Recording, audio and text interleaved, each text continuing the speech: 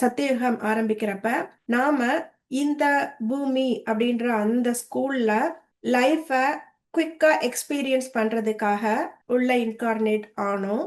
We were spiritual beings who got incarnated in earth to have human experience.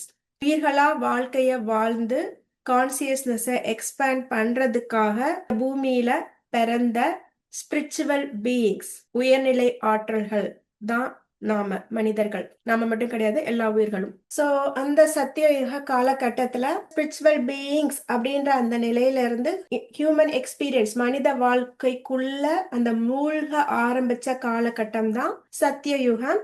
அப்ப நம்மளுக்குள்ளேயே இருக்க அந்த இறைத்தன்மை வைரம் அப்படின்னா, இந்த சத்தியயுக காலகட்டத்துல அது வைரமா தான் இருந்தது. அதை சுத்தி அவ்வளவு அழுக்குகள் படியல அப்படின்னு வச்சுக்கலாம். இந்த அழுக்குகள் அப்படின்றதுதான் நம்ம இங்க மூளையில உருவான வட்டம் அப்படின்னு சொல்லலாம்.